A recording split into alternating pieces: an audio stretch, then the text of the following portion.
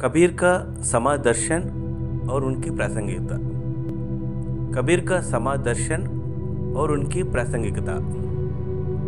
भारतीय धर्म साधना के इतिहास में कबीर ऐसे महान विचारक एवं प्रतिभाशाली व्यक्ति हैं जिन्होंने शताब्दियों की सीमा का उल्लंघन कर दीर्घकाल तक भारतीय जनता का पद आलोकित किया और सच्चे अर्थों में जनजीवन का नायकत्व किया। कबीर ने एक जागरूक विचारक तथा निपुण सुधारक के रूप में तत्कालीन समाज में व्याप्त बुराइयों पर निर्मम प्रहार किया। कबीर के व्यक्तित्व में नैसर्गिक और परिस्थितियों की प्रतिक्रियाओं का योग हुआ है। उन्हें जाति प्रांत प्रथा सबसे अधिक दुखदायक एवं असह्य प्रतीत हुई। उन्होंने स्वतः कहा है, तुम जिन जानो गीत है यह निज ब्रह्म विचार। तुम जिन जानो गीत है यह निज ब्रह्म विचार। पदभ्रष्ट समाज को उचित मार्ग पर लाना ही उनका प्रधान लक्ष्य है। करनी के स्थान पर करनी को, प्रदर्शन के स्थान पर आचरण को तथा बाह्य भेदों के स्थान पर सब में अंतर्निहित एक मूल सत्य की पहचान को महत्व प्रदान करना कबीर का उद्देश्य है। हिंदू समाज की वर्णवादी व्यवस्था को तोड़कर उन्होंने एक जाति एक समाज का स्वरूप दिया। कबीर पंथ में हिंदू और मुसलमान दोनों के लिए स्थान है। जाति प्रथा के मूलाधार वर्णाश्रम व्यवस्था पर गहरी चोट करते हुए कहा है कि एक बूंद एक मलमूत्र, एक चाम एक गोदा, एक ज्योति में सब उत्पन्नम, कौन ब्राह्मण कौन सूदा। इस अनुभव को धारण करने में ही मानवता का हित निहित है। मूर्ति पूजा और खुदा को पुकारने के लिए जोर से आवाज लगाने पर कबीर ने गहरा व्यंग किया है। वे कहते हैं कि पाहन पूजे हर मिले तो मैं पूजूं पहाड़, या तो ये चक्की बली पीस गाए संसार। पाहन पूजे हर मिले मैं पूजूं पहाड़, या तो ये चक्की बली पीस गाए संसार। ऐसे ही तो मुसलमानों से पूछा, कांकर पातर जोर गई मस्जिद लई बनाए, ता चांडी मुल्ला बांग दई बहरा हुआ खुदाई। कांकर पातर जोर गई मस्जिद लई बनाए, ता चांडी मुल्ला बांग दई बहरा हुआ खुदाई। कबीर ने शास्त्रों के नाम पर प्रचलित भेदभाव की रूढ़ी का खंडन करते हुए स्पष्ट उद्घोष किया है कि जाति प्रांत पूछे नहीं कोई, हरि को बजे सो हरि का होय। जाति प्रांत पूछे नहीं कोई, हरि को बजे सो हरि का होय। हिंदू मुसलमान भेदभाव का खंडन करते हुए कहते हैं कि वही महादेव वही मोहम्मद, ब्रह्मा आदम कहियो। वो हिंदू को तुरक कहावे एक जमीन पर रहियो।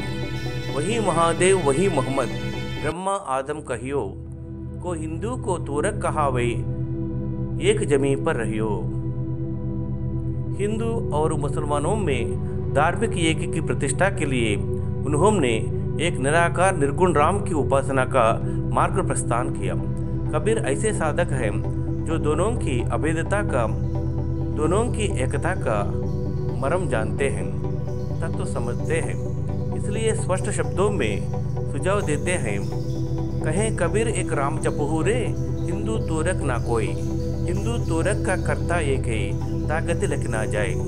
कहें कबीर एक राम जपहू रे, हिंदू तोरक ना कोई। हिंदू तोरक का कर्ता एक है, ताकत लग ना जाए।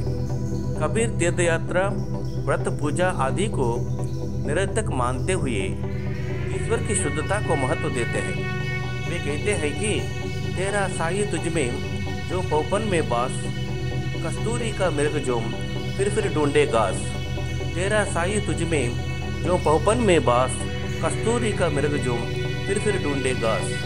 कर्तव्य भावना की प्रतिष्ठा करते हुए प्रभु के लिए मन में सच्चा प्रेम नहीं तो ऊपर से बाहरी तौर पर रोने धोने से क्या लाभ होगा। इसके संदर्भ में कहते हैं कि कह भैयो तिलक करे जपमाला, मरम ना जाने मिलन गोपाला। दिन प्रति पशु करे हरिहाय, करे काटवा की बानी ना जाए। स्पष्टतः वे बाह्याचारों को डोंग मानते हैं और अंत साधना पर बल देते हैं। वे ब्रह्म का निवास अंतर में मानते हैं और उसे पाने के लिए उसे अपने भीतर खोजने की सलाह देते हैं। वे कहते हैं कि पानी बीच मीन प्यासी, मोह सुनि सुनि आवत हंसी, आत्मज्ञान बिना सब सूना, क्या मधुरा क्या काशी। घर की वस्तु गरी नहीं सूझई, घर की वस्तु गरी नहीं सूझई, बाहर को जन जासी। पानी बीच मीन प्यासी, मोह सुनि सुनि आवत हासी, आत्मज्ञान बिन सब सूना, क्या मधुरा क्या काशी। घर की वस्तु घरी नहीं सूझई, बाहर को जन जासी।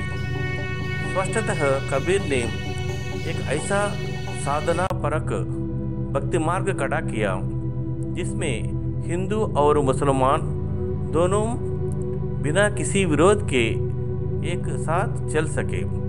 यह मार्ग ही निर्गुण मार्ग या संत मत है। कबीर की यह दृष्टि परंपरा के सार तत्वों के संग्रह से बनकर भी परंपरा से भिन्न है, इसलिए क्रांतिकारी है। कबीर अपनी साधना से इस निर्गुण परब्रह्म का साक्षात्कार कर चुके थे और इसे दूसरों तक पहुंचाना चाहते थे, इसलिए समाज सुधारक कबीर आज भी प्रासंगिक है।